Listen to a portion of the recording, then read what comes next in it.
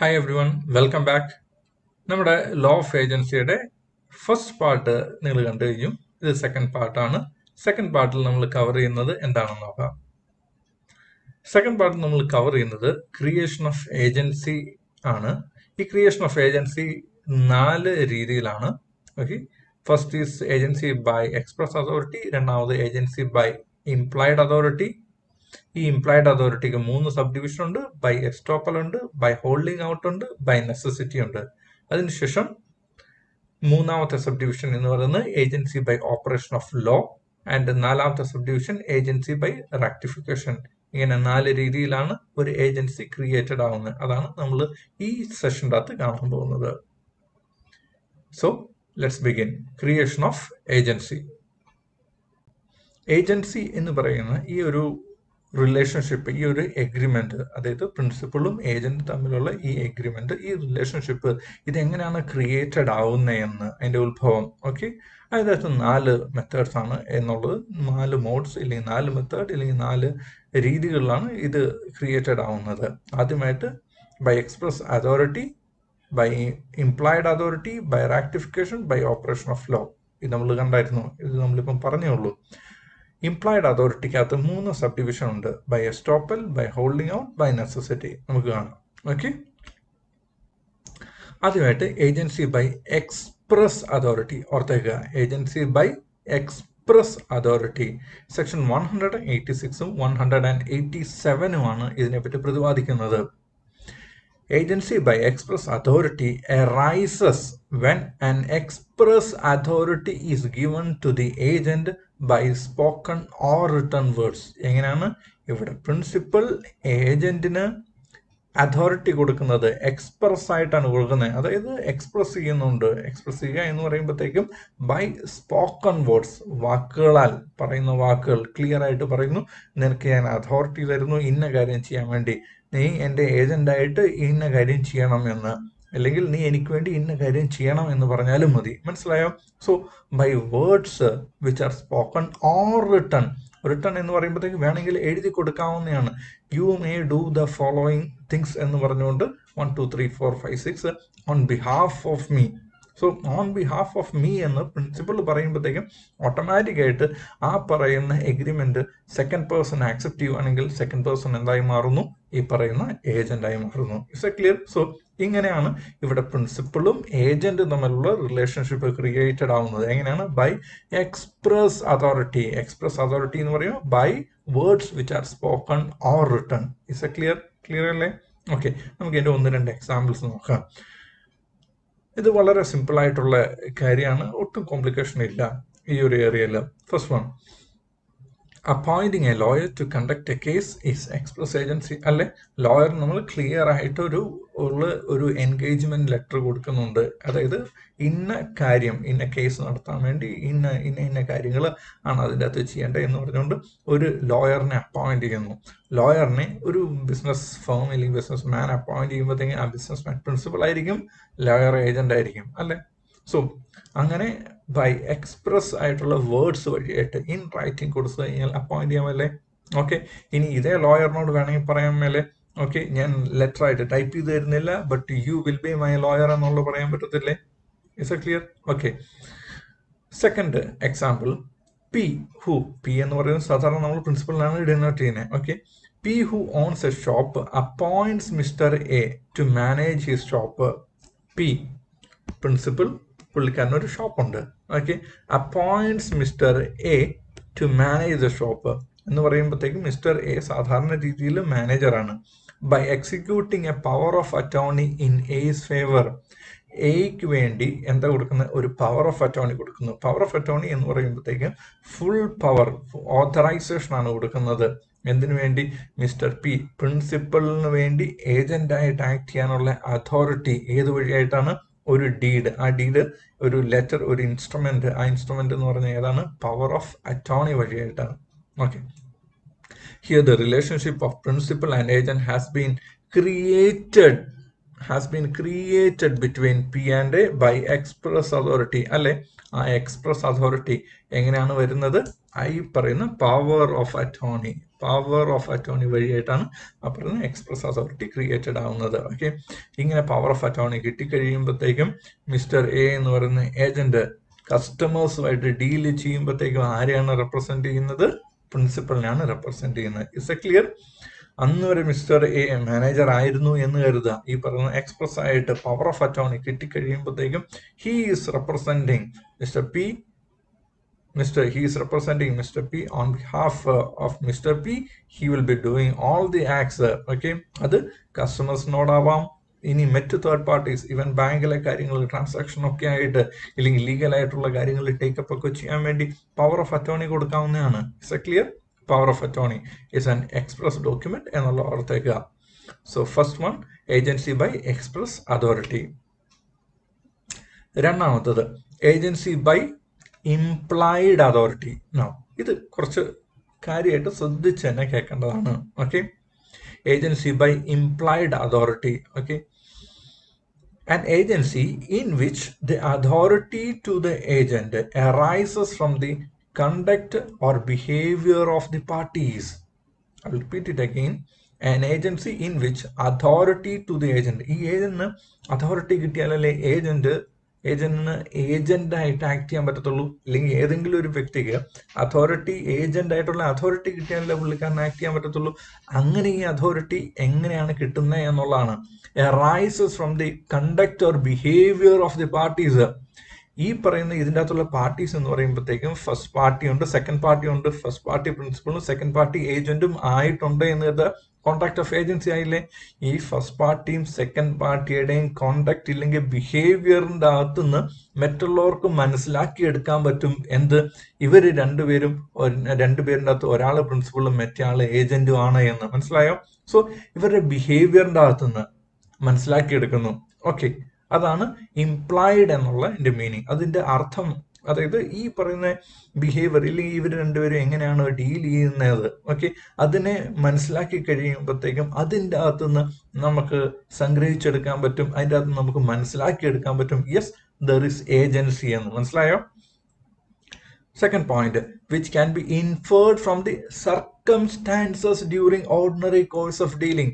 Ordinary course of ഡീലിങ്ങിൻ്റെ അകത്ത് first പേഴ്സണും സെക്കൻഡ് പേഴ്സണും എങ്ങനെയാണ് ഡീൽ ചെയ്യുന്നത് എന്നുള്ളത് ചില സമയത്ത് ഈ പറയുന്ന സെക്കൻഡ് പേഴ്സൺ ഫസ്റ്റ് പേഴ്സണിന് വേണ്ടി on behalf of first person if second person is doing something, okay, അങ്ങനെ ഉണ്ട് എന്ന് കരുതുക. That behaviour, okay, that conduct will amount to agency. Is that clear? Point clear alle?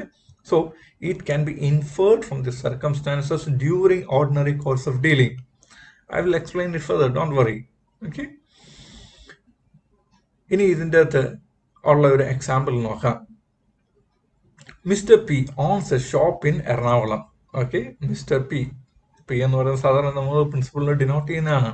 Okay, living himself in Kottayam. Mister P കോട്ടയംകാരനാണ്. Okay, പുള്ളിക്കാരന് എറണാകുളത്ത് ഒരു shop ഉണ്ട്. So എറണാകുളത്തുള്ള ഷോപ്പിന്റെ ഓണർ ആരാണ്? മിസ്റ്റർ പി ആണ്. ആൻഡ് വിസിറ്റിംഗ് ദ ഷോപ്പ് ഒക്കേഷണലായിട്ട് എറണാകുളത്ത് പോയി ഈ പറയുന്ന ഷോപ്പ് വിസിറ്റ് ചെയ്യും. The shop is managed by mister A. Mister P ഓണറാണ്. ഓക്കെ, മിസ്റ്റർ എ മാനേജറാണ് ഈ പറയുന്ന ഷോപ്പിന്റെ. And he is in the habit of ordering goods from mister T in the name of P. T എന്ന് പറയുന്നത് third പാർട്ടിയുടെ അടുത്ത് നിന്ന് ഗുഡ്സ് ആർക്ക് വേണ്ടി? On behalf of mister P. ആര് ഓർഡർ ചെയ്യാറുണ്ട്? മാനേജർ ആയിട്ടുള്ള മിസ്റ്റർ എ ഓർഡർ ചെയ്യാറുണ്ട്. In the name of mister P എന്നുള്ള ഓർത്തേക്കുക. For the purpose of the shop, ഈ ഷോപ്പിന് വേണ്ടി, and of paying for them out of P's fund with P's knowledge. പിയുടെ നോളജ്, അതായത് പ്രിൻസിപ്പളിലെ ഈ ഫസ്റ്റ് പേഴ്സൺ ഉണ്ടല്ലോ, ഫസ്റ്റ് പേഴ്സണിന്റെ അനുവാദത്തോടുകൂടിയും സമ്മതത്തോടും കൂടി സെക്കൻഡ് പേഴ്സൺ എന്താ ചെയ്യുന്നത്? തേർഡ് പേഴ്സണിന്റെ അടുത്ത് നിന്ന് ഗുഡ്സ് പർച്ചേസ് ചെയ്യുകയും ആ ഗുഡ്സിന് പേയ്മെന്റ് ചെയ്യുകയും ചെയ്യുന്നു. ആ പേയ്മെന്റ് എവിടെ നിന്നാണ്? ഫസ്റ്റ് പേഴ്സണിന്റെ ഫണ്ട്സ് ഉണ്ടല്ലോ, ആ ഫണ്ട്സിന്റെ അകത്ത് നിന്നാണ് പേയ്മെന്റ് നടത്തുന്നത്. Is A clear? Mr. A has an implied authority from Mr. P to order goods from Mr. T in the name of Mr. P for the purpose of the shop. അതായത് ഇവര് രണ്ടുപേരും തമ്മിലുള്ള ഈ ഒരു relationship mister P, ഈ ഓണറും അതുപോലെ തന്നെ ഈ മാനേജറും തമ്മിലുള്ള റിലേഷൻഷിപ്പിന്റെ അകത്തുനിന്ന് തേർഡ് പേഴ്സണ്, മിസ്റ്റർ ടി ആണല്ലോ തേർഡ് പേഴ്സണ് എന്ത് മനസ്സിലാക്കാം? ഒരാൾ ഓണറും ഒരാൾ മാനേജറും ആണ് എങ്കിൽ കൂടെയും ഈ പറഞ്ഞ രണ്ടാമത്തെ വ്യക്തി is acting as an agent അല്ലെ? രണ്ടാമത്തെ വ്യക്തി എന്ന് പറയുന്നത് മാനേജർ. ഈ പുള്ളിക്കാരൻ മാനേജർ മാത്രമല്ല, പിന്നെയോ മിസ്റ്റർ പി എന്ന് പറയുന്ന ഓണറിന്റെ ഒരു ഏജന്റ് ആയിട്ടും കൂടെ ആക്ട് ചെയ്യുന്നു. കാര്യം എന്നതാ, ഏജന്റിന് വേണ്ടി ഈ പറയുന്ന ഓണറിന് വേണ്ടി ഈ പറയുന്ന മാനേജർ ഏജന്റായി വരുമ്പോഴത്തേക്കും ഈ ഏജന്റ് ഗുഡ്സ് പർച്ചേസ് ചെയ്യുന്നില്ലേ? ആർക്ക് വേണ്ടി? ഓണറിന് വേണ്ടി. ഓണറിന്റെ കാശ് അത് ഈ പറയുന്ന മാനേജർ ഹാൻഡിൽ ചെയ്യുന്നില്ലേ? ആ ക്യാഷിന്റെ അകത്തുനിന്ന് പേയ്മെന്റ് നടത്തുന്നില്ലേ? അതായത് എല്ലാം കൂടെ ഈ സാഹചര്യങ്ങളെ, ഈ കാര്യങ്ങളെ, ഫാക്സിനെ മൊത്തത്തിൽ എടുത്തു നോക്കുമ്പോഴത്തേക്കും നമുക്ക് മനസ്സിലാവുന്ന കാര്യം, മിസ്റ്റർ എ എന്ന് പറയുന്ന വ്യക്തി ബൈ ഡെസിഗ്നേഷൻ ഹീസ് മാനേജർ, പക്ഷെ in reality he's above manager. മാനേജറിനേക്കാളും കുറച്ചുകൂടെ ഉയർന്നൊരു പൊസിഷൻ ഏതാണ്? ഏജന്റ് എന്ന് പറയുന്ന പൊസിഷൻ. ഓക്കെ, ഏജന്റ് എന്ന് പറയുന്ന പൊസിഷനിലാണ് ഈ പറയുന്ന മിസ്റ്റർ എ വ്യാപരിക്കുന്നത് എന്നുള്ളതാണ് നമുക്ക് മനസ്സിലാവുന്നത്. സോ ഓട്ടോമാറ്റിക്കലി തേർഡ് പേഴ്സൺ എന്താണ് ഇംപ്ലൈ ചെയ്യുന്നത്? തേർഡ് പേഴ്സൺ ഇംപ്ലൈ ചെയ്യുന്നത് മിസ്റ്റർ എ ഏജന്റ് ആണ് ആൻഡ് മിസ്റ്റർ പി പ്രിൻസിപ്പൽ ആണ് എന്ന്. Is A clear? Okay, so this is agency by implied authority. Now ഈ ഇംപ്ലൈഡ് അതോറിറ്റിയും തൊട്ട് മുമ്പ് കണ്ട എക്സ്പ്രസ് അതോറിറ്റിയും തമ്മിൽ വ്യത്യാസം എന്നതാ? ഇവിടെ മിസ്റ്റർ പി, അതായത് ഈ ഓണർ, ഈ മാനേജർ എന്റെ ഏജന്റ് ആണ് എന്ന് എവിടെയും പറയുന്നില്ല. പറയണമെന്ന്, വാക്കുകളാൽ പറയണമെന്നോ എഴുതി കൊടുക്കണമെന്നോ യാതൊരു നിർബന്ധവും ഇല്ല. ഈ സാഹചര്യങ്ങളിനകത്തുനിന്ന് മറ്റൊരാൾക്ക് മനസ്സിലാക്കാവുന്ന കാര്യമേ ഉള്ളൂ. എന്നതാണ്? ഈ പറയുന്ന മാനേജർ ഈ പറയുന്ന ഓണറിന്റെ എന്താണ്? ഏജന്റ് ആണ് എന്ന്. Is A clear?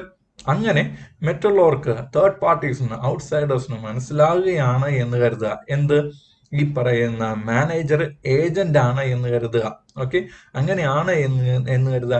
ഈ സാഹചര്യം will amount to agency by implied authority. Okay, so ഇവിടെ ഈ രണ്ട് പാർട്ടീസ് എന്ന് പറയുമ്പോഴത്തേക്കും ഈ പറയുന്ന ഓണറിന്റെ അതുപോലെ തന്നെ ഈ മാനേജറിന്റെ ബിഹേവിയർ കാരണം, ഇവരുടെ രണ്ടുപേരുടെ കോണ്ടക്ട് കാരണം, ബിഹേവിയർ കാരണം ബാക്കിയുള്ളവർക്ക് മനസ്സിലാക്കാവുന്ന കാര്യം എന്താണ്? There is an principal agent relationship എന്നുള്ളത്. Is A clear? This is agency by implied authority. Okay, clear ആണെന്ന് വിശ്വസിക്കുന്നു. അടുത്തത് ഏജൻസി ബൈ എസ്റ്റോപ്പൽ എന്നുള്ളതാണ്. ഇത് ഈ പറയുന്ന ഏജൻസി ബൈ ഇംപ്ലൈഡ് അതോറിറ്റിയുടെ സബ് ഡിവിഷൻ ആണ്. ഏജൻസി ബൈ ഇംപ്ലൈഡ് അതോറിറ്റിക്ക് 3 സബ് ഡിവിഷൻ ഉണ്ട്.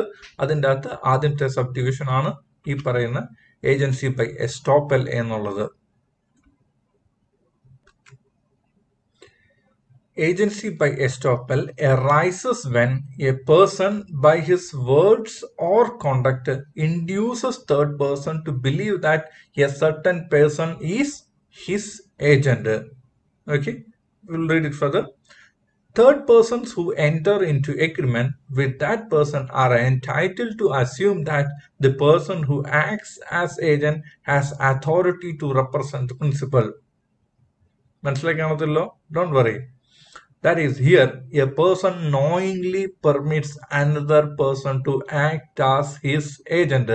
Okay, ഇവിടെ ഒരു വ്യക്തി മറ്റൊരു വ്യക്തിയെ പുള്ളിക്കാരന്റെ ഏജന്റ് ആയിട്ട് ആക്ട് ചെയ്യാൻ വേണ്ടി നോയിങ്ലി പെർമിറ്റീവ് ആണ്. ഓക്കെ, നോയിങ്ലി പെർമിറ്റ് ചെയ്യുന്നു എന്ന് പറയുമ്പോഴത്തേക്കും ഈ പുള്ളിക്കാരൻ വാക്കുകൾ കൊണ്ട് പറയണമെന്നോ, നീ എന്റെ ഏജന്റ് ആയിട്ട് ആക്ട് ചെയ്യുക എന്ന് വാക്കുകൊണ്ട് പറയണമെന്നോ എക്സ്പ്രസ് ചെയ്യണമെന്നോ നിർബന്ധമില്ല. മറ്റൊരു വ്യക്തി ഏജന്റ് ആയിട്ട് ആക്ട് ചെയ്യുമ്പോഴത്തേക്ക് ഈ പുള്ളിക്കാരൻ വേണ്ട എന്ന് പറയുന്നില്ല എന്ന് കരുതുക. ഓക്കെ, വേണ്ട എന്ന് പറയുന്നില്ല എന്ന് കരുതുക. ഓട്ടോമാറ്റിക്കലി നോ എന്ന് പറയാത്തടത്തോളം കാലം യെസ് എന്നാണ് അതിന്റെ അർത്ഥം എന്ന് പറയുന്നത് പോലെയാണ് ഇവിടെ a person knowingly permits another person to act as his agent എന്ന് പറഞ്ഞു കഴിഞ്ഞാൽ, first person, if this particular first person knowingly permits second person to act as his agent, ഈ പുള്ളിക്കാരൻ ആരായി മാറും? പ്രിൻസിപ്പളായി മാറും. Is A clear? ഓക്കെ, ഞാൻ ഒരിക്കൽ കൂടെ റിപ്പീറ്റ് ചെയ്യാം. If the first person knowingly permits another person എന്ന് പറഞ്ഞ second person to act as his agent ആയിട്ട് പ്രവർത്തിക്കാൻ വേണ്ടി second person അനുവാദം കൊടുക്കുകയാണ് എന്ന് കരുതുക. ഓക്കെ, ആ പറയുന്ന അനുവാദം ബൈ വേർഡ്സ് ഇല്ലെങ്കിൽ റിട്ടേണോ ഓറലോ വേണം നിർബന്ധമൊന്നുമില്ല. ഓക്കെ, അനുവദിക്കുവാണ് എന്ന് കരുതുക. ഓക്കെ, ബൈ കണ്ടക്ട് ആണ് ഈ പറയുന്ന സെക്കൻഡ് സബ് ഡിവിഷൻ്റെ അകത്ത് മുഴുവൻ ബൈ കണ്ടക്ട് ആണ്, ബൈ ബിഹേവിയർ ഇല്ലെങ്കിൽ കണ്ടക്ട് ആണ് വരുന്നത്. ഇവിടെ വേർഡ്സ് റിട്ടേൺ ആ സ്പോക്കൺ വരുന്നേ ഇല്ല എന്നുള്ള ഓർത്തേക്കുക. ഓക്കെ, സോ അങ്ങനെ ഒരു കണ്ടക്ട് വഴിയായിട്ട് സെക്കൻഡ് പേഴ്സണിന് അതോറിറ്റി കിട്ടുവാണ് എന്ന് കരുതുക. ഒരു യെസ് ഇല്ലെങ്കിൽ ഒരു ഗ്രീൻ സിഗ്നൽ കിട്ടുവാണ്. എന്തിനു വേണ്ടി? ഫസ്റ്റ് പേഴ്സന്റെ ഏജന്റ് ആയിട്ട് ആക്ട് ചെയ്യാൻ വേണ്ടി സെക്കൻഡ് പേഴ്സണിന് അനുവാദം കിട്ടുവാണെങ്കിൽ first person will be considered as principal. ഓർത്തേക്കുക. എന്ന് പറയുമ്പോഴത്തേക്കും ഇവിടെ ഫസ്റ്റ് പേഴ്സൺ നോ എന്ന് പറയുന്നില്ല എന്ന് കരുതുക. ഓട്ടോമാറ്റിക്കലി ഈ പറയുന്ന നോ എന്ന് പറയാത്ത behaviour will be considered as first person's yes. സമ്മതമായിട്ടാണ് ഇതിനെ ട്രീറ്റ് ചെയ്യുന്നത്. Okay, here the principal is estopped എന്ന് പറഞ്ഞാൽ prevented. Here the principle is estopped or prevented from denying the validity of the acts of the agent on him. Now, point എന്താണെന്ന് വെച്ചാൽ ഇവിടെ ഈ പറയുന്ന പ്രിൻസിപ്പൽ ഒരു നോ എന്ന് പറയേണ്ട ഒരു സമയം ഉണ്ടായിരുന്നു. നോ എന്ന് പറയേണ്ട സമയത്ത് നോ എന്ന് പറയാതിരുന്ന കാരണം ഈ പറയുന്ന സെക്കൻഡ് പേഴ്സൺ ഈ ഫസ്റ്റ് പേഴ്സൺ അതായത് പ്രിൻസിപ്പളിലെ ഏജന്റ് ആയിട്ട് ബിഹേവ് ചെയ്യാൻ തുടങ്ങി, കോണ്ടാക്ട് ചെയ്യാൻ തുടങ്ങി, ആക്ട് ചെയ്യാൻ തുടങ്ങി, ഡീൽ ചെയ്യാൻ തുടങ്ങി. അങ്ങനെ തേർഡ് പേഴ്സൺസ് ഇല്ലെങ്കിൽ ഔട്ട്സൈഡേഴ്സ് ഒക്കെ ആയിട്ട് ഡീൽ ചെയ്യുമ്പോഴത്തേക്കും ഈ ഏജന്റ് ഈ പറയുന്ന സെക്കൻഡ് പേഴ്സൺ ഏജന്റായി മാറുന്നു, ഇല്ലെങ്കിൽ ഏജന്റ് ആയിട്ടാണ് പ്രവർത്തിക്കുന്നത്. ഓക്കെ, ഇങ്ങനെ ഒരു ഏജന്റ് ആയിട്ട് പ്രവർത്തിക്കുമ്പോൾ ഓർക്കുക, ഏജന്റിന്റെ ആക്ട്സ് ഓക്കെ ഏജന്റ് ചെയ്യുന്നതായിട്ടുള്ള കാര്യങ്ങളുടെ മേലുള്ള ലയബിലിറ്റി ആർക്കുള്ളതാണ്? പ്രിൻസിപ്പലിനുള്ളതാണ്. ഓക്കെ, ക്ലിയർ ആണോ പോയിന്റ്? ഇങ്ങനെ ഈ പറയുന്ന സെക്കൻഡ് പേഴ്സൺ അതായത് ഈ ഏജന്റിന്റെ ആക്ട് കാരണം എന്തെങ്കിലും ലയബിലിറ്റി ഉണ്ടാവുകയാണ് എന്ന് കരുതുക. ആരാണ് ലയബിള്? പ്രിൻസിപ്പൾ ആണ് ലയബിള്. ഏജന്റിന്റെ ആക്ട് കാരണം അവസാനമായിട്ട് അൾട്ടിമേറ്റ് റെസ്പോൺസിബിലിറ്റി ഇല്ലെങ്കിൽ ultimately who will be answerable? Principal ആണ് ആൻസറബിൾ ആവുന്നത്. ഈ സിറ്റുവേഷൻ്റെ അകത്ത് principal is estopped, principal is prevented from denying. പിന്നീട് പ്രിൻസിപ്പലിനെ ഡിനൈ ചെയ്യാൻ പറ്റത്തില്ല ഇവൻ എന്റെ ഏജന്റ് ആണ് എന്ന്. ഞാൻ ഇവന് എഴുതിയൊന്നും കൊടുത്തിട്ടുണ്ടോ? ഇല്ലല്ലോ. ഇവനോട് ഏജന്റ് ആയിട്ട് ആക്ട് ചെയ്യാൻ ഞാൻ പറഞ്ഞിട്ടുണ്ടോ? ഇല്ലല്ലോ. ഓക്കെ, എന്ന് പിന്നീട് പറയാൻ പറ്റത്തില്ല. കാര്യം എന്നതാ? നോ എന്ന് പറയേണ്ട ഒരു സമയം ഉണ്ടായിരുന്നു. എപ്പോഴാണ്? ഈ പറയുന്ന സെക്കൻഡ് പേഴ്സൺ ഏജന്റ് ആയിട്ട് ആക്ട് ചെയ്ത് തുടങ്ങിയപ്പോഴത്തേക്കും തന്നെ പറയണമായിരുന്നു. എന്ത്? നീ ഈ പരിപാടി നിർത്തിക്കോണം. You are not my agent. ഞാൻ നിനക്ക് എക്സ്പ്രസ് ആയിട്ടോ ഇംപ്ലൈഡ് ആയിട്ടോ ഈ പറയുന്ന ഏജൻസി അതോറിറ്റി തന്നിട്ടില്ല. നിനക്ക് എൻ്റെ ഏജന്റ് ആവാനുള്ള അതോറിറ്റി ഞാൻ തന്നിട്ടില്ല എന്ന് എക്സ്പ്രസ് ആയിട്ട് പറയാതെ ഇരുന്നത് കാരണം ഓട്ടോമാറ്റിക്കലി സെക്കൻഡ് പേഴ്സൺ ഫസ്റ്റ് പേഴ്സന്റെ ഏജന്റായി മാറുവാണ്. മനസ്സിലായോ? Is A clear?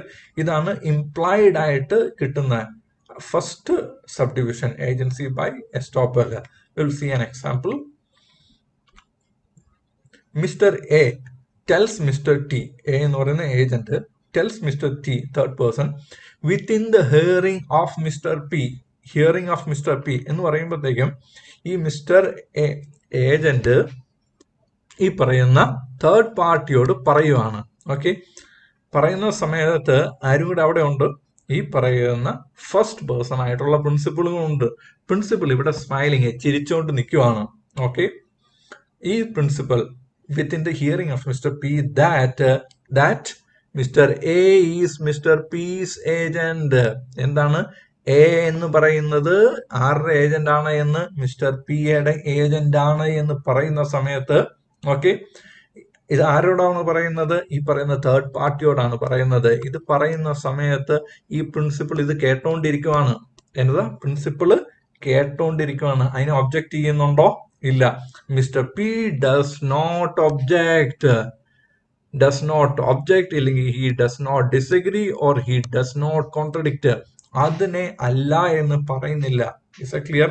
ഇവിടെ ഈ പറയുന്ന മിസ്റ്റർ പി എന്ന് പറയുന്ന principal agent A, mister A എന്ന് പറയുന്ന എന്റെ ഏജന്റ് അല്ല എന്ന് പറയുന്നില്ല.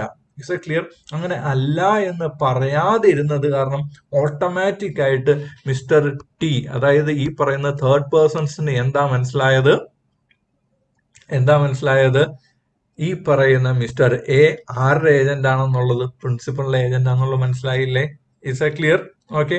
ഇല്ലായിരുന്നു എങ്കിൽ എന്നതാ, മിസ്റ്റർ എ പറയുവാണ് എന്ന് കരുതുക, ഓക്കെ, ഞാൻ ഈ പറയുന്ന പ്രിൻസിപ്പളിന്റെ ഏജന്റ് ആണ് എന്ന് പറയുമ്പോഴത്തേക്ക് അന്നേരം തന്നെ ആര്, നമ്മുടെ പ്രിൻസിപ്പൾ ചാടി ഇറങ്ങി പറയണായിരുന്നു, ഇല്ല ഇല്ല ഇല്ല, അതിനോട് എനിക്ക് എതിർപ്പുണ്ട്, he is not my agent എന്ന് പറയണായിരുന്നു, അല്ലെ? അങ്ങനെ പ്രിൻസിപ്പൾ പറയുമായിരുന്നു എന്ന് കരുതുക. ഈ പറയുന്ന തേർഡ് പേഴ്സൺസ് അല്ലെങ്കിൽ മിസ്റ്റർ ടി വിചാരിക്കുവോ? ഒരു കാരണവശാലും വിചാരിക്കത്തില്ല ഈ പറയുന്ന വ്യക്തി ഏജന്റ് ആണ് എന്ന്, അല്ലെ? Is A clear? ഏജന്റ് അല്ല എന്നുള്ള കാര്യം ക്ലിയർ ആവുന്നു ആർക്ക്? തേർഡ് പേഴ്സൺസ് മുമ്പില്. സോ ഒരു എക്സ്പ്രസ് എഗ്രിമെന്റ് വേണം, ഇല്ലെങ്കിൽ അതിൻ്റെ അകത്ത് വേർഡ്സ് റിട്ടൺ ഓർ സ്പോക്കൺ വേണമെന്ന് യാതൊരു നിർബന്ധവും ഇല്ല. ഇവിടെ ഈ രണ്ട് വ്യക്തികളിലെ ബിഹേവിയർ ഇല്ലെങ്കിൽ ഡീലിങ്ങിന്റെ അകത്തുനിന്ന് ഇംപ്ലൈ ചെയ്യുന്നതാണ്, അല്ലെ? മനസ്സിലാക്കിയെടുക്കാവുന്നതാണ് എന്ത്? ഒരാൾ പ്രിൻസിപ്പളും മറ്റൊരാൾ ഏജന്റ് ആണ് എന്ന്. ഓക്കെ, സോ ഇതൊരു ഡേഞ്ചറസ് ആയിട്ടുള്ള സിറ്റുവേഷൻ ആണ്. ഒരുപക്ഷെങ്കിൽ റിയൽ ലൈഫിൽ നിങ്ങളും ഇതേപോലെ സിറ്റുവേഷൻ്റെ അകത്ത് വരാവുന്നതാണ്.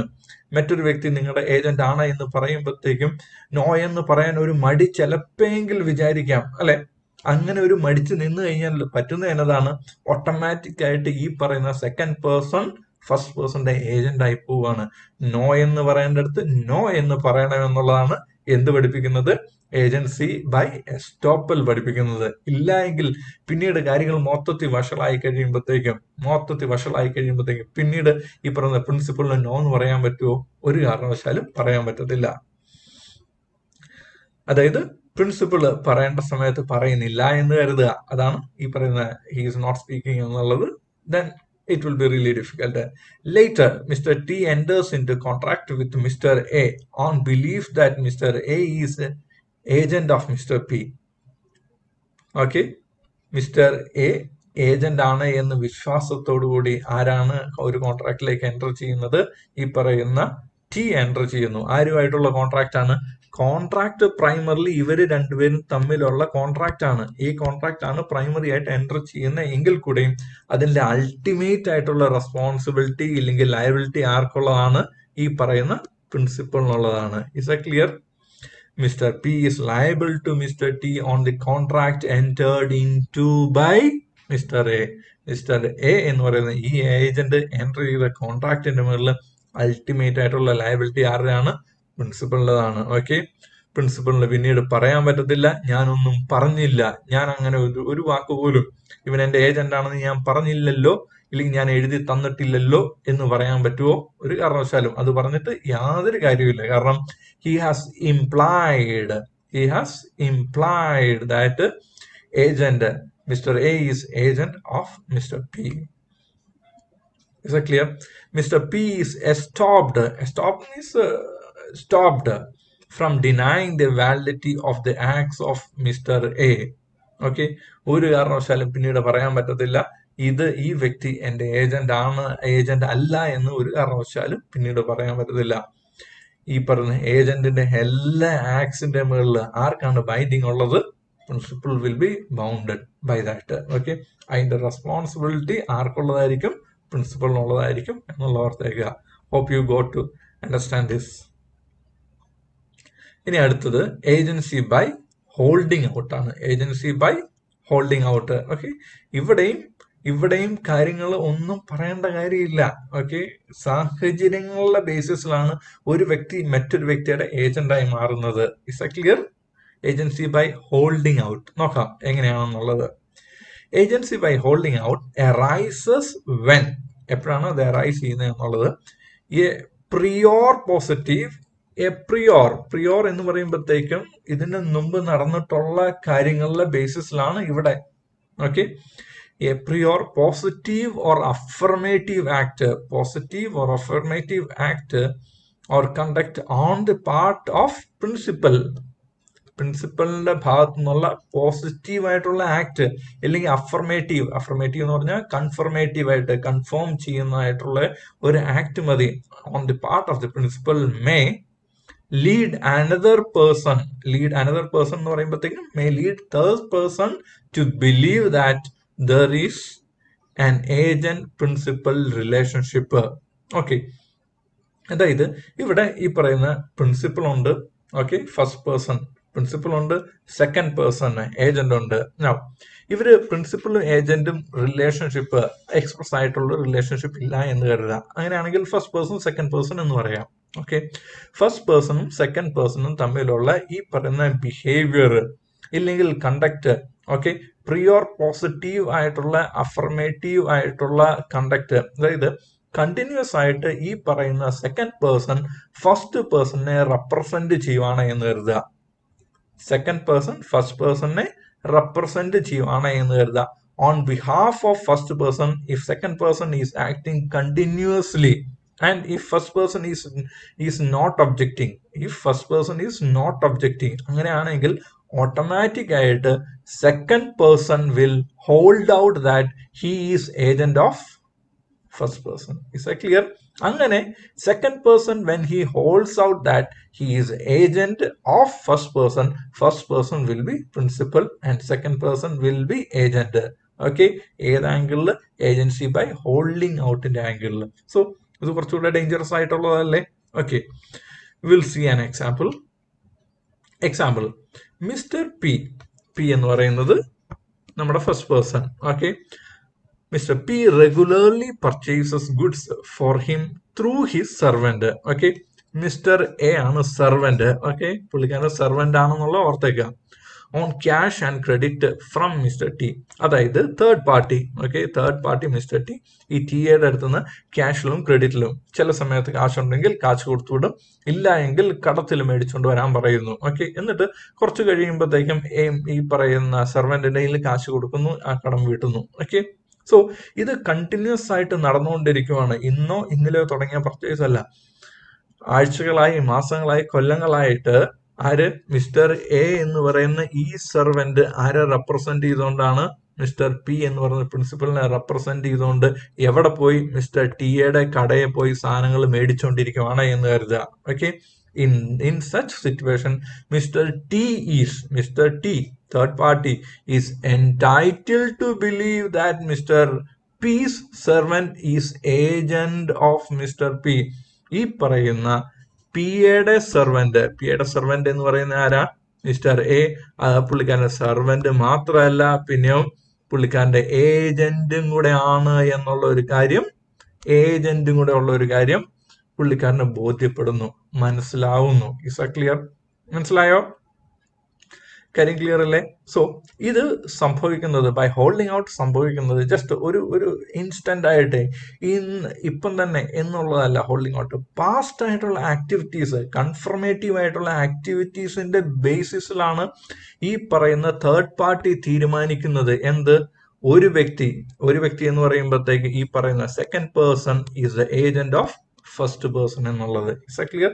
So this is agency by holding out. Mister A servant is holding out as agent of mister P. Servant എന്ന് പറയുന്ന പൊസിഷനിൽ നിന്ന് ആ പുള്ളിക്കാരനെ എന്തായി മാറുന്നു? ഏജന്റായി മാറുന്നു. Okay, so is not only a servant but also agent. ആ ഏത് പൊസിഷനാണ് വലുത്? ഏജന്റ് ആണോ സെർവന്റ് ആണോ? സെർവന്റ് ആണോ? ഓഫ് കോഴ്സ് ഏജന്റ് ആണ്. കാര്യം എന്നതാ? ആക്ട്സ് ഡൺ ബൈ ആൻ ഏജന്റിന്റെ കേസിൽ വന്നു കഴിയുമ്പോൾ ആക്ട് എന്ന് പറഞ്ഞാൽ എന്ത് കാര്യങ്ങളും ആക്ടിവിറ്റീസ് എന്നുള്ളതാണ്. Okay, if it does any act, authorised ആയിട്ടുള്ള ഒരു ആക്ട് ഒരു ഏജന്റ് ചെയ്ത് കഴിയുമ്പോഴത്തേക്കും agent will never be legally liable, will never be legally responsible. Who will be legally liable?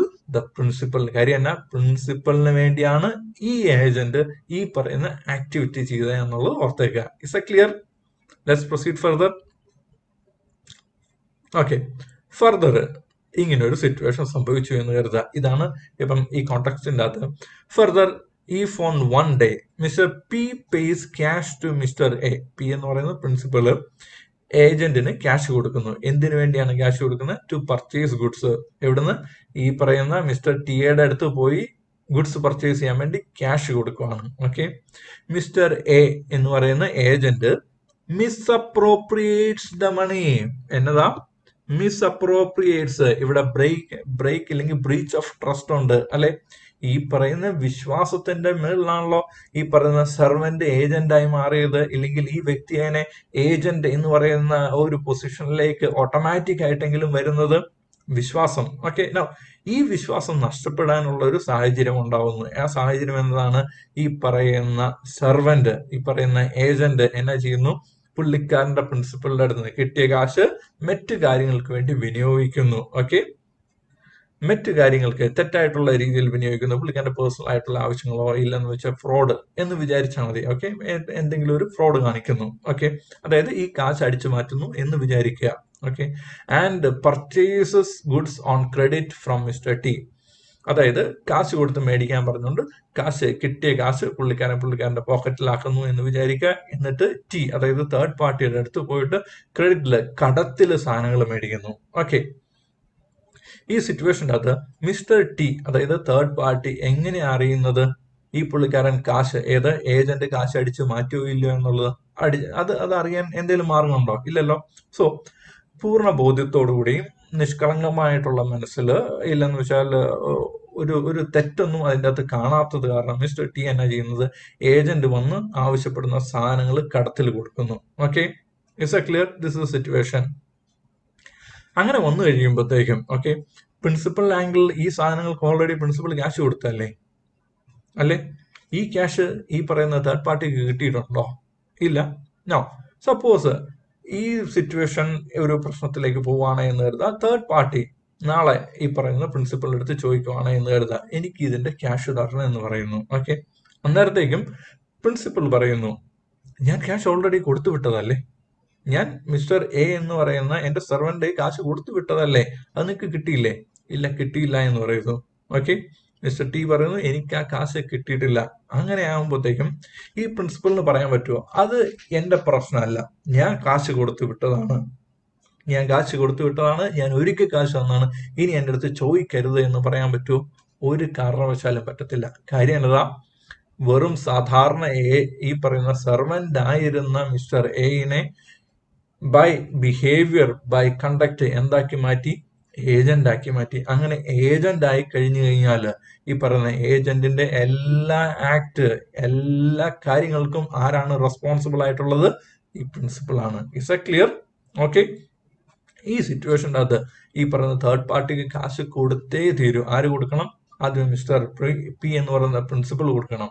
Okay, എന്നിട്ട് ആദ്യമേ ഈ പറയുന്ന തേർഡ് പാർട്ടിനെ ഒഴിവാക്കുക, സിറ്റുവേഷൻ്റെ അകത്ത് മാറ്റുക എന്നുള്ളതാണ്. ഓക്കെ, എന്നിട്ട് പിന്നെ വേണമെങ്കിൽ നല്ല ഉറപ്പായിട്ട് പ്രിൻസിപ്പൾ ഈ പറയുന്ന മിസ്റ്റർ എനെ വിളിക്കുന്നു, സെർവന്റിനെ വിളിക്കുന്നു, ഞാൻ അവിടെ കൊടുക്കാൻ പറഞ്ഞ കാശ് എന്തുകൊണ്ട് കൊടുത്തില്ല, ആ കാശ് എനിക്ക് തിരിച്ചു തരാൻ ചോദിക്കാൻ പറ്റും. ഓക്കെ, പിന്നീട് അത് അവർ രണ്ടുപേരും തമ്മിൽ, അതായത് പ്രിൻസിപ്പളും ഈ പറയുന്ന സെർവന്റും തമ്മിലുള്ള കാര്യമായിട്ട് മാത്രം മാറുന്നു.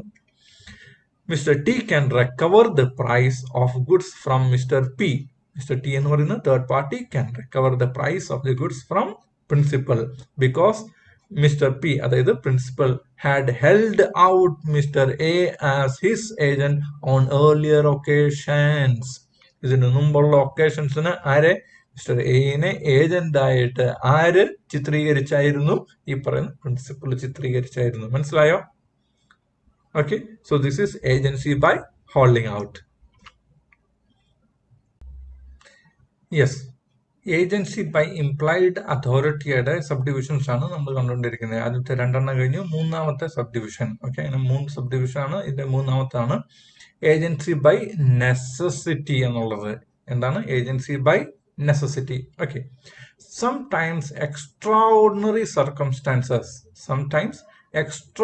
circumstances require that a person who is not really an agent should act as an agent of another. അതായത് ഇവിടെ ശരിക്കും ഫസ്റ്റ് പേഴ്സന്റെ ഏജന്റ് ആണോ, സെക്കൻഡ് പേഴ്സൺ അല്ല. ഓക്കെ, ഈ ചില എക്സ്ട്രാordinary സർക്കംസ്റ്റാൻസിൽ ഇവിടെ പ്രിൻസിപ്പൽ ഏജന്റ് റിലേഷൻഷിപ്പ് ഇല്ല എങ്കിൽ കൂടെയും ഈ സാഹചര്യങ്ങളിൽ എന്താ പറ്റുന്നതെന്ന് വെച്ചാൽ ഈ പറയുന്ന second person will have to act as agent of the first person. It's a clear? Okay, എങ്ങനെയാണെന്നുള്ളത് നമുക്ക് നോക്കാം. Though there might not have been an express or implied authority to do an act. The law implies, ആരാണ് ഇവിടെ imply ചെയ്യുന്നത്? Law, നിയമമാണ്. Okay, law എന്ന് പറയുമ്പോഴത്തേക്ക് contract act. Law implies such an authority in favour of that person. Okay, അതായത് ഇവിടെ ശരിക്കും second പേഴ്സണിന് അതോറിറ്റി ഫസ്റ്റ് പേഴ്സൺ കൊടുത്തിട്ടില്ല. ഓക്കെ, എന്തിനു വേണ്ടി? ഈ പറയുന്ന ഫസ്റ്റ് പേഴ്സന്റെ ഏജന്റ് ആയിട്ട് ആക്ട് ചെയ്യാനുള്ള അതോറിറ്റി ആര് കൊടുത്തിട്ടില്ല? ഫസ്റ്റ് പേഴ്സൺ ആയിട്ടുള്ള പ്രിൻസിപ്പൾ കൊടുത്തിട്ടില്ല. ഇങ്ങനെ കൊടുക്കാത്ത സാഹചര്യങ്ങളിൽ പോലും ഇന്ത്യൻ കോൺട്രാക്ട് ആക്ട് എന്ന് പറയുന്ന ഈ നിയമം ആർക്ക് അതോറിറ്റി കൊടുക്കുന്നു? ഈ പറയുന്ന സെക്കൻഡ് പേഴ്സണിന് എന്തിന് അതോറിറ്റി കൊടുക്കുന്നു? ഏജന്റ് ആയിട്ട് ബിഹേവ് ചെയ്യാൻ, ഏജന്റ് ആയിട്ട് ആക്ട് ചെയ്യാൻ, ഏജന്റ് ആയിട്ട് ഡീൽ ചെയ്യാൻ വേണ്ടിയുള്ള അതോറിറ്റി കൊടുക്കുന്നു. എന്തിനു വേണ്ടിയാണ്? ഈ പറയുന്ന ഫസ്റ്റ് പേഴ്സണിന് വേണ്ടി ആക്ട് ചെയ്യാൻ വേണ്ടി, ഫസ്റ്റ് പേഴ്സന്റെ ഇൻട്രസ്റ്റ് പ്രൊട്ടക്ട് ചെയ്യാൻ വേണ്ടി, ഫസ്റ്റ് പേഴ്സണിന് വേണ്ടി ഡീൽ ചെയ്യാൻ വേണ്ടിയാണ് സെക്കൻഡ് പേഴ്സണിനെ എന്താക്കി മാറ്റുന്നത്? ഏജന്റ് എന്ന് പറയുന്ന പൊസിഷനിലേക്ക് എലിവേഷൻ കൊടുക്കുന്ന, പ്രൊമോഷൻ കൊടുക്കുന്ന. ഈ പ്രൊമോഷൻ അല്ലെങ്കിൽ എലിവേഷൻ ആരാണ് കൊടുക്കുന്നത്? പ്രിൻസിപ്പൽ ആണോ? അല്ല, ഈ പറയുന്ന ഇന്ത്യൻ കോൺട്രാക്ട് ആക്ട്, അതായത് നിയമമാണ് എടുക്കുന്നത്. The law implies such an authority in favour of that person എന്ന് പറഞ്ഞ in favour of second person, in favour of that agent എന്നുള്ള അർത്ഥേക്ക. So agency by necessity arises under the following conditions. ഏതൊക്കെയാണ്? 2 കണ്ടീഷൻസിലാണ് ഇത് അറൈസ് ചെയ്യുന്നത്. ഏതൊക്കെയാണെന്ന് നമുക്ക് നോക്കാം. Okay, first one, there is an actual and definite necessity for acting on behalf of the principal. Okay, ആർക്ക്? ഏജന്റിന് ഒരു ആക്ച്വൽ ആൻഡ് ഡെഫിനിറ്റ് ആയിട്ടുള്ള നെസസിറ്റി ഉണ്ട് to act on behalf of this principal. Okay, he is not actually an agent എന്നുള്ള ഓർത്തേക്കുക. ഈ സിറ്റുവേഷനിൽ കൂടെ, ഇങ്ങനെ ഒരു സിറ്റുവേഷൻ ആണെങ്കിൽ കൂടെയും he has an actual and definite necessity to take charge, to be promoted, okay, to take responsibility as an agent എന്നുള്ളതാണ് ഫസ്റ്റ് പോയിന്റ്. രണ്ടാമത്, it is impossible to communicate with principal and obtain his consent. ഈ പ്രിൻസിപ്പലിനോട് communicate ചെയ്തിട്ട് ഈ പ്രിൻസിപ്പലിന്റെ consent ഇല്ലെങ്കിൽ, approval ഇല്ലെങ്കിൽ, പ്രിൻസിപ്പലിന് ഇടുന്ന ഗ്രീൻ സിഗ്നലോ ഇല്ലെങ്കിൽ പ്രിൻസിപ്പലിന് ഇടുന്ന ഫർദർ ഇൻസ്ട്രക്ഷൻസ് മേടിച്ചെടുക്കാൻ ഇറ്റ് ഈസ് ഇമ്പോസിബിൾ എന്ന് കരുതുക. അതായത് ആ സിറ്റുവേഷൻ വളരെ സ്പോണ്ടേനിയസ് ആയിട്ടുള്ള സിറ്റുവേഷൻ ആണ്. ആ സിറ്റുവേഷനിൽ ഒരു നെസസിറ്റി ഉണ്ട്. ഓക്കെ, ആ നെസസിറ്റിയുടെ ടൈമിൽ ഈ പറയുന്ന വ്യക്തിക്ക് സെക്കൻഡ് പേഴ്സണിന് ഫസ്റ്റ് പേഴ്സൺ, അതായത് ഈ പറയുന്ന പ്രിൻസിപ്പലിനോട് കമ്മ്യൂണിക്കേറ്റ് ചെയ്ത് പ്രിൻസിപ്പലിന്റെ അടുത്ത് ഒരു അപ്രൂവൽ ഇല്ലെങ്കിൽ ഒരു അതോറിറ്റി മേടിച്ചെടുക്കാൻ സമയമില്ല, അതിനുള്ള സാഹചര്യം ഇല്ല എന്ന് കരുതുക. ഓട്ടോമാറ്റിക് ആയിട്ട് സെക്കൻഡ് പേഴ്സണിന് ഈ പറയുന്ന അതോറിറ്റി ആരാ കൊടുക്കുന്നത്? ഇന്ത്യൻ കോൺട്രാക്ട് ആക്ട് കൊടുക്കുന്നു. എന്തിനാണ് അതോറിറ്റി കൊടുക്കുന്നത്? To be elevated as agent, to be promoted as agent, agent ആവാനുള്ള ഒരു അതോറിറ്റി, ഒരു അപ്രൂവൽ കൊടുക്കുന്നു. എന്തിനു വേണ്ടിയാണ്? To act on behalf of the principal, ഈ പ്രിൻസിപ്പലിന് വേണ്ടി ആക്ട് ചെയ്യാൻ വേണ്ടി. എന്തിനാണ് പ്രിൻസിപ്പലിന് വേണ്ടി ആക്ട് ചെയ്യുന്നത്? To protect the interest of the principal. ഓർത്തേക്കുക. ഓക്കെ, ഇവിടെ ഒരു സ്പെഷ്യൽ ആയിട്ടുള്ള നോട്ടുണ്ട്. The act must have been done in the best interest of the principal. Act എന്ന് പറയുമ്പോഴത്തേക്കും ഈ പറയുന്ന ഏജന്റ് ബിഹേവിയർ അല്ലെങ്കിൽ ഏജന്റ് ചെയ്യാൻ പോകുന്ന ആക്ട് ഉണ്ടല്ലോ. Okay, it should be done in the best interest of the principal. പ്രിൻസിപ്പലിന്റെ ഇൻട്രസ്റ്റിനെ പ്രൊട്ടക്ട് ചെയ്യുന്ന രീതിയിലുള്ള ബിഹേവിയർ ആയിരിക്കണം, പ്രൊട്ടക്ട് ചെയ്യാൻ വേണ്ടിയുള്ള നടപടികളായിരിക്കണം ആര് സ്വീകരിക്കേണ്ടത്? ഈ പറയുന്ന ഏജന്റ് സ്വീകരിക്കേണ്ടത്. I will explain it further with example. Okay, 3 എക്സാമ്പിളുകൾ നമുക്ക് നോക്കാം. അതിനകത്ത് 2 എക്സാമ്പിൾ, ഈ 2 എക്സാമ്പിളിനകത്ത് ഡെഫിനറ്റ് ആയിട്ടുള്ള നെസസിറ്റി ഉണ്ട്. ഈ നെസസിറ്റി കാരണമാണ് ഈ പറയുന്ന വ്യക്തി ഏജന്റ് അല്ല എങ്കിൽ കൂടെയും ഏജന്റ് ആയിത്തീരുന്നത്. ഓക്കെ, 3ാമത്തെ എക്സാമ്പിളിനകത്ത് നെസസിറ്റി അല്ല. Okay, there is no necessity. Necessity ഇല്ലാത്തൊരു സമയത്ത് ഒരു വ്യക്തി ഏജന്റ് ആയി ബിഹേവ് ചെയ്തു. Okay, but law said he is not an agent. Okay, now ഏത് സിറ്റുവേഷൻ്റെ അകത്ത് നെസസിറ്റി ഉള്ള എന്നുള്ളത് നോക്കാം. അതിന്റെ 1-2 എക്സാമ്പിളാണ്. അതിന്റെ ഈ എക്സാമ്പിളിൽ നമുക്ക് നോക്കാം. X consigned some vegetables from Delhi to Bombay by a truck. X എന്ന് പറയുന്ന വ്യക്തി, ഓക്കെ, പ്രിൻസിപ്പൽ ആണ്. പുള്ളിക്കാരൻ കുറച്ച് വെജിറ്റബിൾ ഡൽഹിയിൽ നിന്ന് ബോംബെക്ക് അയക്കുവാണ്. ഓക്കെ, എങ്ങനെയാണ്? ട്രക്കില്. വെജിറ്റബിളിന്റെ നേച്ചർ പെരിഷബിൾ ആണെന്ന് ഓർത്തോണം. Okay, the truck met with an accident. Truck ബോംബെക്ക് പൊക്കോണ്ടിരിക്കുന്ന വഴിയിൽ ഒരു ആക്സിഡന്റ് സംഭവിച്ചു. Okay, the vegetable being perishable were sold by the transporter. ഈ വെജിറ്റബിളിന്റെ നേച്ചർ വെച്ച് അത് കേടായി പോകുന്നതല്ലേ, അല്ലേ? അത് കാരണം ഈ പറയുന്ന കൺസൈനി, അതായത് ഈ അയച്ച ഈ എക്സ് എന്ന് പറയുന്ന പ്രിൻസിപ്പളിന്റെ ഇൻട്രസ്റ്റ് പ്രൊട്ടക്ട് ചെയ്യുക എന്നുള്ളത് ആ ഒരു മൂമെന്റിലെ നെസസിറ്റി അല്ലായിരുന്നോ? ആ നെസസിറ്റി കാരണം ഈ ട്രക്കിന്റെ ഡ്രൈവർ എന്താ ചെയ്തതെന്ന് വെച്ചാൽ ഈ വെജിറ്റബിളിനെ ഏറ്റവും അടുത്തുള്ള മാർക്കറ്റിൽ കൊണ്ടുപോയി വിറ്റു. Is that clear? The vegetable being perishable were sold by the transporter. Okay, ആ ട്രാൻസ്പോർട്ടർ എന്താ ചെയ്ത ഈ പറയുന്ന വെജിറ്റബിളിനെ അടുത്തുള്ള മാർക്കറ്റിൽ കൊണ്ടുപോയി വിറ്റു. എന്തിനു വേണ്ടിയാണ്?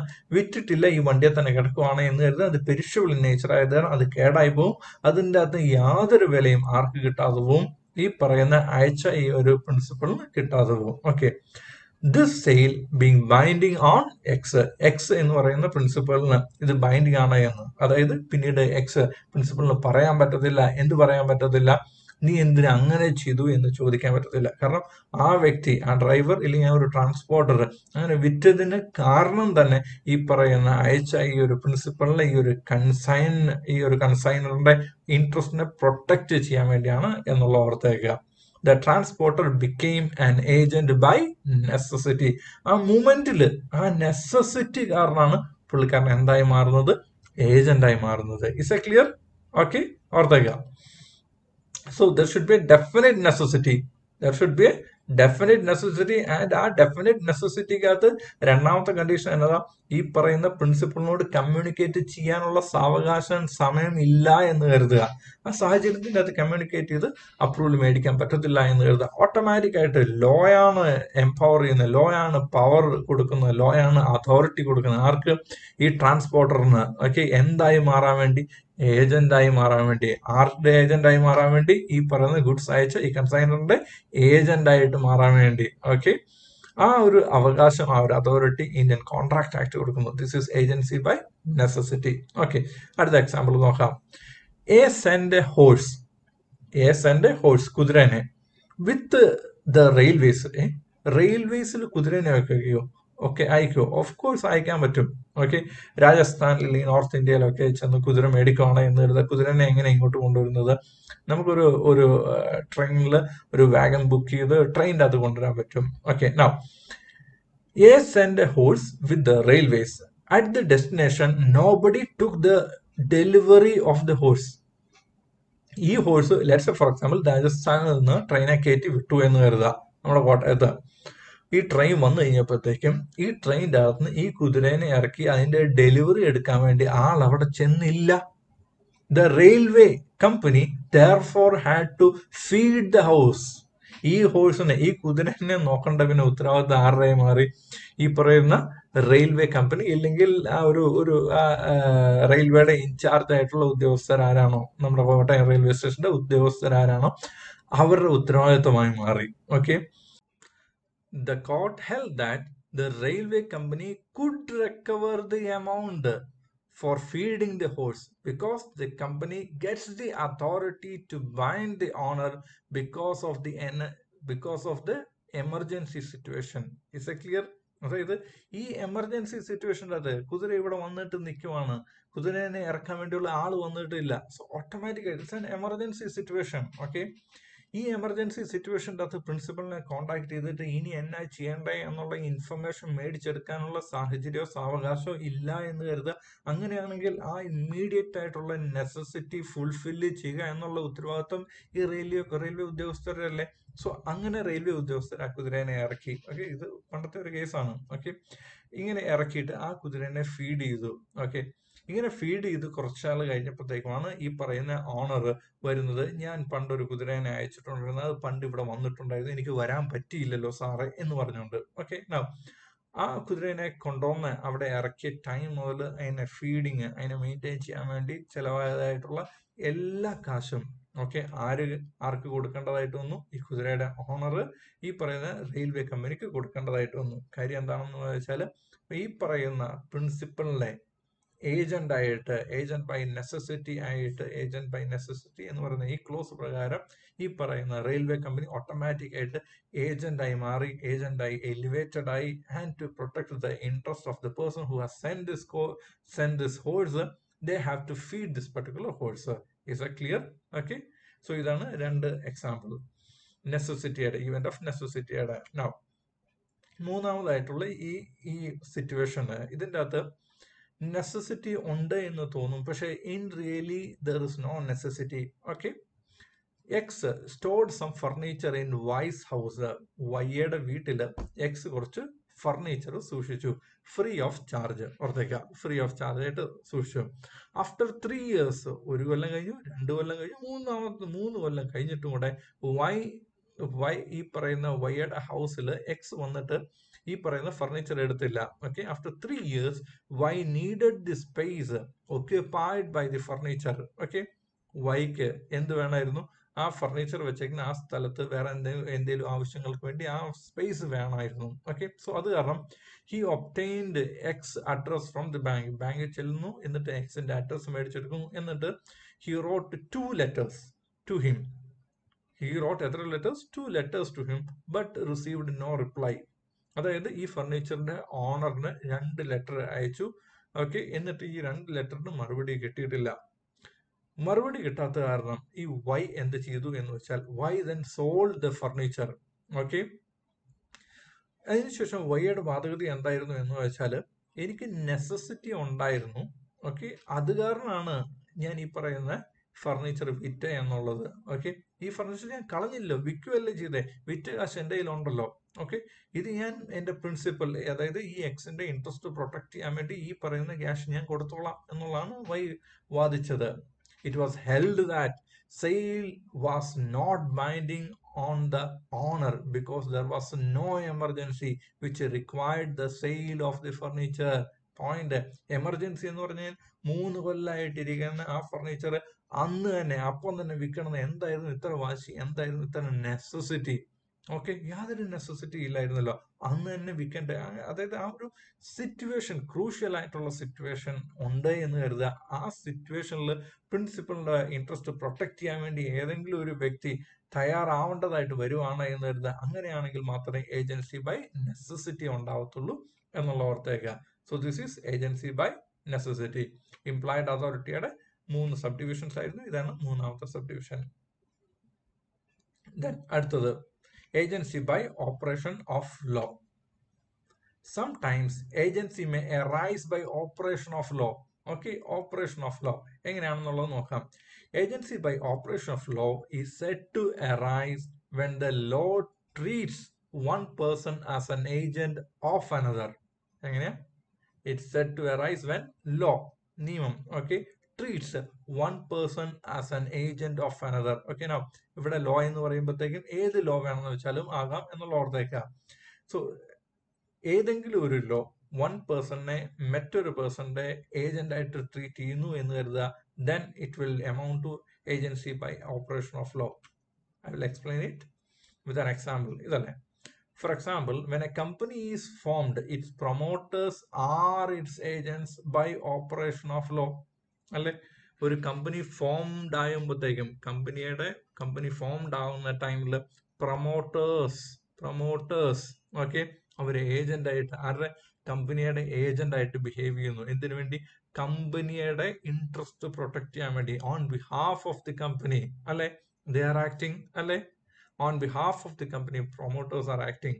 പ്രൊമോട്ടേഴ്സിന്റെ ആക്ട്സ് അത് it will be binding on the company. കമ്പനിയുടെ ഇൻട്രസ്റ്റ് പ്രൊട്ടക്ട് ചെയ്യാൻ വേണ്ടിയല്ലേ അവര് ഈ എല്ലാ കാര്യങ്ങളും അണ്ടർടേക്ക് ചെയ്യുന്നത്.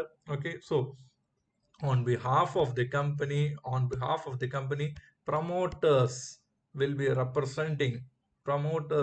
representing outsiders എന്നുള്ള ഓർത്തേക്ക. ഓക്കെ, പുറത്ത് തേർഡ് പാർട്ടീസിന് മുമ്പിൽ പ്രൊമോട്ടേഴ്സ് ഏജന്റ് ആയിട്ടാണ് കൺസിഡർ ചെയ്യുന്നത്, ഏജന്റ് ആയിട്ടാണ് ഡീൽ ചെയ്യുന്നത് to protect the interest of the company എന്നുള്ള ഓർത്തേക്ക. This is by operation of law. വേറൊരു എക്സാമ്പിൾ നോക്കാം. On formation of a partnership, every partner becomes the agent of other partner. Such agency is said to be arisen by operation of law. എങ്ങനെയാണ്? On formation of partnership, every partner becomes the agent of other partner. മറ്റ് പാർട്ട്നേഴ്സിന്റെ agent ആയിട്ടായിരിക്കും every partner behave ചെയ്യുന്നത്. Okay, അതാണ് mutual liability എന്ന് പറയുന്നത്. Okay, so മറ്റ് പാർട്ട്നേഴ്സിനെ ഈ പറയുന്ന റെപ്രസെന്റ് ചെയ്തുകൊണ്ടാണ് ഏതൊരു പാർട്ട്ണറും ബിഹേവ് ചെയ്യുന്നത്. അത് കാരണം ഏതെങ്കിലും ഒരു പാർട്ട്ണറിന്റെ എന്തെങ്കിലും ഒരു ആക്ടിവിറ്റി കാരണം ഓക്കെ റെസ്പോൺസിബിൾ ഇല്ലെങ്കിൽ ലയബിൾ ആവുന്നത് മറ്റ് പാർട്ട്നേഴ്സും കൂടെ ആണ് എന്നുള്ള ഓർത്തേക്ക. ഓക്കെ, ഇതാണ് another example of agency by operation of law. അടുത്തത് ഏജൻസി ബൈ റാക്ടിഫിക്കേഷൻ. ഇതാണ് നാലാമത്തത്. Okay, agency by ratification. Okay, ഇത് മനോഹരമായിട്ടുള്ള ഒരെണ്ണമാണ്. ഏജൻസി ബൈ റാക്ടിഫിക്കേഷൻ സെക്ഷൻ 196 ആണ്. Here agent enters into agreement without principles, without point ഓർത്തിരിക്കേണ്ട എന്നതാണ് without principles, knowledge or authority. അതായത് ഈ പ്രിൻസിപ്പിളിലെ നോളജോ അതോറിറ്റിയോ ഇല്ലാതെയാണ് സെക്കൻഡ് പേഴ്സൺ എന്തായിട്ട് ബിഹേവ് ചെയ്യുന്നത്, ഏജന്റ് ആയിട്ട് ബിഹേവ് ചെയ്യുന്നത്. അങ്ങനെ സംഭവിക്കുമോ? യെസ്, വളരെ എക്സെപ്ഷണൽ ആയിട്ടുള്ള ഒരു സംഗതിയാണ്. ഓക്കെ, സോ ഇവിടെ ഓർത്തേക്കുക, ഇവിടുത്തെ സിറ്റുവേഷൻ എങ്ങനെയാണെന്ന് വെച്ചാൽ ഇവിടെ പ്രിൻസിപ്പൾ ഉണ്ട്, സെക്കൻഡ് പേഴ്സൺ ഉണ്ട്. ഈ second person he behaves as agent of the first person without the knowledge of the first person, without the authority of knowledge person. First person ആയിട്ടുള്ള പ്രിൻസിപ്പളിന്റെ നോളജോ അതോറിറ്റിയോ ഒന്നും ഇല്ലാതെ ഇവിടെ സെക്കൻഡ് പേഴ്സൺ എന്തായിട്ട് ബിഹേവ് ചെയ്യുന്നു? Agent ആയിട്ട് behave ചെയ്യുന്നു. ആർക്ക് വേണ്ടിയാണ്? ഹിംസെൽഫിന് വേണ്ടി, അവനവന് വേണ്ടിയാണോ? അല്ല, for this particular person. Okay, ഓർത്തിരിക്കേണ്ട പോയിന്റ് ആണ്. പ്രിൻസിപ്പളിന് വേണ്ടി തന്നെയാണ് ഈ പുള്ളിക്കാരൻ ബിഹേവ് ചെയ്യേണ്ടത്. പ്രിൻസിപ്പളിന് വേണ്ടിയാണ് ഈ പുള്ളിക്കാരൻ ബിഹേവ് ചെയ്തതും. ഓക്കെ, നൗ പക്ഷേ എങ്കിൽ ഇങ്ങനെ ഒരു കാര്യത്തിനെ പറ്റി ഇങ്ങനെ ഈ പുള്ളിക്കാരൻ ഈ ഒരു ആക്ട് അണ്ടർടേക്ക് ചെയ്യും, ഈ ഒരു കാര്യം ചെയ്യും ഇല്ലെന്ന് വെച്ചാൽ ഇന്നത് ചെയ്തോളാൻ ഈ പറയുന്ന പ്രിൻസിപ്പൾ ഈ പറയുന്ന സെക്കൻഡ് പേഴ്സണിനെ അനുവദിച്ചിട്ടില്ലായിരുന്നു, പ്രിൻസിപ്പളിന്റെ അടുത്ത് നിന്ന് അനുവാദം മേടിച്ചിട്ടില്ലായിരുന്നു എന്ന് കരുതുക. ഓക്കെ, അങ്ങനെയാണ് എങ്കിൽ when principal comes to know, when principal ഈ ഒരു കാര്യത്തിനെ പറ്റി ഇങ്ങനെ അതോറിറ്റി ഇല്ലാതെ സെക്കൻഡ് പേഴ്സൺ ബിഹേവ് ചെയ്തു എന്നുള്ള കാര്യം when principal comes to know, either he can reject or accept. മനസ്സിലായോ? ആ സിറ്റുവേഷനിൽ ഒന്നെങ്കിൽ ആക്സെപ്റ്റ് ചെയ്യാം, ഇല്ലെങ്കിൽ എന്താ ചെയ്യാവുന്നത്? റിജക്ട് ചെയ്യാം. എന്തിനാണ് റിജക്ട് ചെയ്യുന്നത്? ഈ പറയുന്ന agent has acted on behalf of the principal, അല്ലെ? ഏജന്റ് പ്രിൻസിപ്പളിന് വേണ്ടി on behalf of principal agent has acted. Now ഈ ആക്ടിനെ, ഈ ബിഹേവിയറിനെ വേണമെങ്കിൽ ആക്സെപ്റ്റ് ചെയ്യാം, ഇല്ല എങ്കിൽ റിജക്ട് ചെയ്യാം. അതായത് ഇൻ ഷോർട്ട് ഇത് പ്രിൻസിപ്പൾ എന്നറിയുന്നു, പ്രിൻസിപ്പളിന് അവിടെ ഒരു ചോയ്സ് ഉണ്ട്. പ്രിൻസിപ്പളിന് അവിടെ എന്നാ ഉള്ളത്? Choice. So principal has got a choice to accept or reject എന്നുള്ള ഓർത്തേക്ക. When principal chooses to accept, principal accept ചെയ്യുമ്പോഴത്തേക്കും it is called ratification. Principal ഏജന്റിന്റെ ഈ ഒരു ആക്ടിനെ ആക്സെപ്റ്റ് ചെയ്യുമ്പോഴത്തേക്കും അതിനെ എന്നാണ് പറയുന്നത്? റാക്ടിഫിക്കേഷൻ എന്നാണ് പറയുന്നത്. ഓക്കെ, റാക്ടിഫിക്കേഷൻ എന്ന് പറഞ്ഞാൽ എന്താണെന്നുള്ളത് നോട്ടിന്റെ അകത്ത് കൊടുത്തിട്ടുണ്ട്. Ratification means giving approval to an act done without authority. ഇവിടെ ഏജന്റ് ഏജന്റിന് പ്രോപ്പർ ആയിട്ട് അതോറിറ്റി ഇല്ലാതെയല്ലേ ഏജന്റ് ബിഹേവ് ചെയ്തത്? അങ്ങനെയുള്ള ഒരു ബിഹേവിയറിന് അപ്രൂവൽ കൊടുക്കുന്ന പ്രോസസ്സിനാണ് ഏതെന്ന് പറയുന്നത്? റാക്ടിഫിക്കേഷൻ എന്ന് പറയുന്നത്. Okay, ratification. Okay, ratification will cure the defect in agent's authority retrospectively. Ratification വഴിയായിട്ട് സംഭവിക്കുന്നത് എന്താണെന്ന് വെച്ചാൽ there is a defect in agent's authority. ഏജന്റിന്റെ അതോറിറ്റിക്ക് എന്തോ ഒരു കുറവുണ്ടായിരുന്നു, അല്ലെ? ആ കുറവ് അങ്ങോട്ട് പരിഹരിക്കപ്പെടുവാണ്. ആ കുറവ് പരിഹരിക്കുന്നത് ഈ പറയുന്ന എന്നാണ് ഈ പറയുന്ന പ്രിൻസിപ്പിൾ ആശീർവദിക്കുന്ന അന്ന് മുതലല്ല, റിട്രോസ്പെക്റ്റീവ്ലി. അതായത് എന്നീ ഏജന്റ് ഈ ആക്ടിവിറ്റി ചെയ്തു അന്ന് മുതൽ, അതായത് ആ റാക്ടിഫിക്കേഷൻ കുഴപ്പമില്ല എന്ന് വെക്കുന്ന ആ ഒരു പ്രോസസ്സ് മുൻകാല പ്രാബല്യത്തോടു കൂടിയാണ്. ഓക്കെ, റിട്രോസ്പെക്റ്റീവ് ആണ്. Hence, the agency is deemed to have come into existence from the time when the agent first acted and not from the time when principal ratified the act. Is that clear? Let's say, ഞാൻ ഇവിടെ ഒരു drawing വരയ്ക്കാം. Okay. Now, let's say, ഇത് ഒന്നാം തീയതി agent പ്രിൻസിപ്പലിന് approval ഇല്ലാതെ ഇല്ലെങ്കിൽ authority ഇല്ലാതെ ഒരു ട്രാൻസാക്ഷനിലേക്ക് എൻ്റർ ചെയ്യുവാണ് എന്ന് കരുതുക. ഓക്കെ, അതിനുശേഷം 10-ാം തീയതിയാണ്, ലെറ്റ്സ് സേ ഇത് 10-ാം തീയതിയാണ് എന്ന് കരുതുക. ഓക്കെ, 10-ാം തീയതി ആയി കഴിഞ്ഞപ്പോഴത്തേക്കും ആണ് പ്രിൻസിപ്പൽ ഈ കാര്യം അറിയുന്നത്. ഓക്കെ, നോ പ്രിൻസിപ്പൽ ഈ കാര്യം അറിഞ്ഞു കഴിയുമ്പോഴത്തേക്കും പ്രിൻസിപ്പലിന് 2 ചോയ്സ് ഉണ്ട്. ഐദർ എന്നാ ചെയ്യാവുന്നത്, ഇതിനെ ആക്സെപ്റ്റ് ചെയ്യാം. ഓക്കെ, ആക്സെപ്റ്റ് ചെയ്യാം, ഇല്ലെങ്കിൽ ഇതിനെ റിജക്ട് ചെയ്യാം. Okay, now let's say for example principal accept ചെയ്യുവാണ് എന്ന് കരുതുക.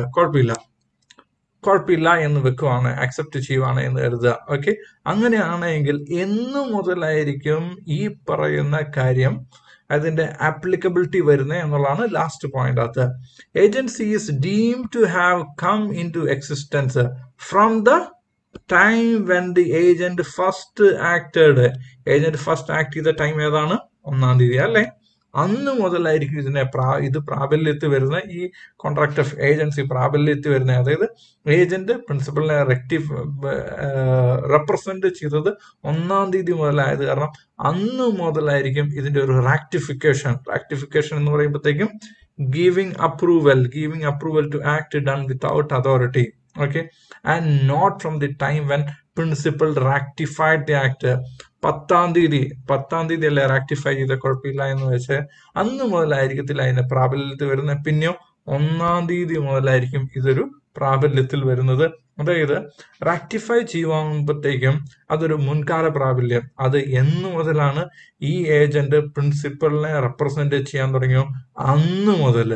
ഓക്കെ, അന്ന് മുതൽ മുൻകാല പ്രാബല്യത്തോടുകൂടി ആയിരിക്കും ഈ കോൺട്രാക്ട് ഓഫ് ഏജൻസി അതിന്റെ എക്സിസ്റ്റൻസിലേക്ക് വരുന്നത്. Is A clear? We'll see this with an example.